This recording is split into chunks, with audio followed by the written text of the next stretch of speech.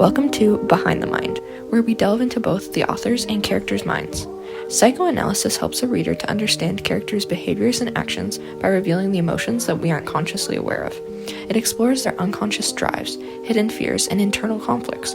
Let's start off with some big psychoanalytical words. Defense mechanisms are unconscious psychological responses that protect people from feelings of anxiety or uncomfortable realities. Id is our basic instincts and desires.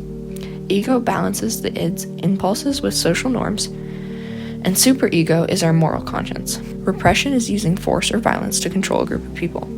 In this episode, we will see how this analytical lens illuminates both George Orwell's novel 1984 and Shakespeare's play Hamlet. 1984 is a dystopian fiction where a totalitarian rule controls every aspect of the citizens' lives.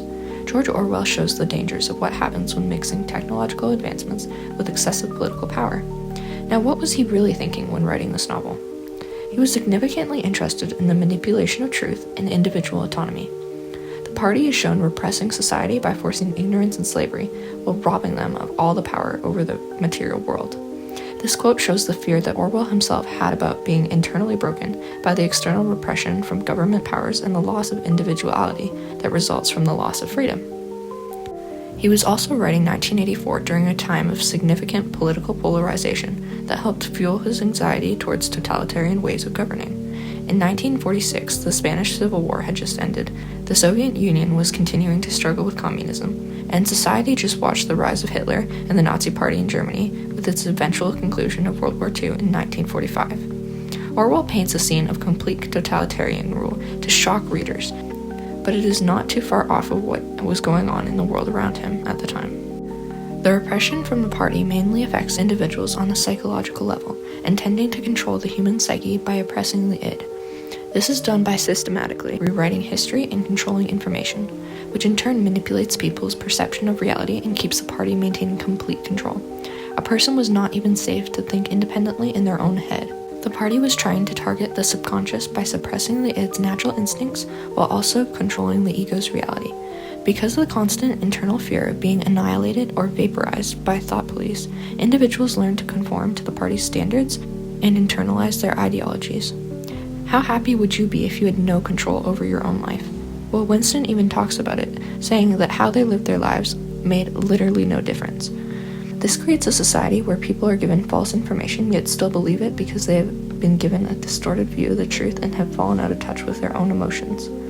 Think about how the news frames certain stories in ways that don't show the whole truth. It becomes a completely encompassing mechanism of repression because it prevents the individual from unconsciously discovering truths that could threaten the party's dominance.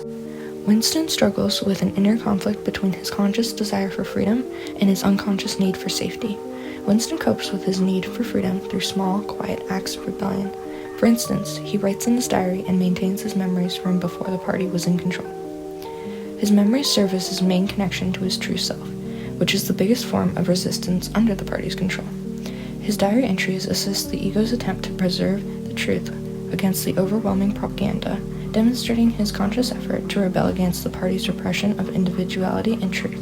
He also has sexual intercourse with Julia, where he saw the action as a political act and a blow against the party, instead of being a loving act of union. This shows how separated the society had become with their true feelings and desires. Now on Hamlet. Hamlet is about a prince whose father dies and his mom decides to marry his uncle. Talk about trauma.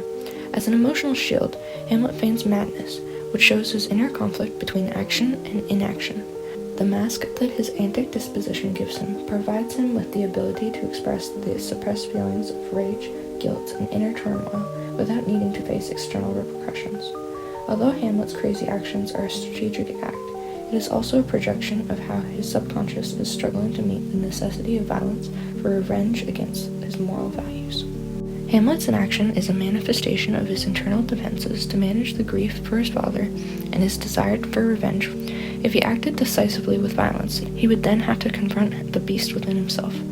He even acknowledges it when he says, of thinking too precisely on the event, a thought which quartered hath but one part wisdom and ever 3 parts coward. Once Gertrude had been killed, Hamlet's rage did not allow for any further inaction, and he moved immediately against Claudius. His fate had already been determined, and there was no further need for inaction or anxiety.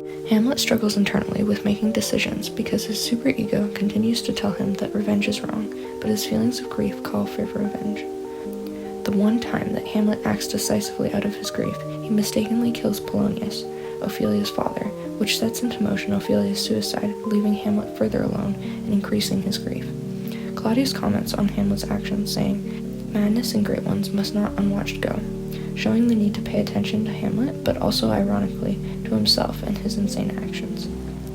After all of the loss, Hamlet feels that life is not worth living and does not have hope for the future. He admits, "How weary, stale, flat, and unprofitable seem to me all the uses of this world." Ophelia had put such thoughts into action, but Hamlet hesitated and was stuck in inaction. In the end, he kills Claudius and thus gets resolution of the internal conflict that had been causing his anxiety, and he faces death in a calm state. So, what we have learned is that everyone is a little messed up. Jokes aside, psychoanalysis reminds us that under every behavior is a complex series of unconscious drives influencing us in ways we're unaware of. Understanding these unconscious processes helps us to see the characters and ourselves in a different perspective. Psychoanalytically viewing literature becomes a mirror of our deepest psychological truths. It shows us that beneath every choice is a world of fears, desires, and moral conflicts that defines our personality and us as humans. Thank you for joining us on Behind the Mind to explore the characters and authors' minds. Hopefully you even learned a bit about yourself. Keep exploring, keep questioning, and keep reading.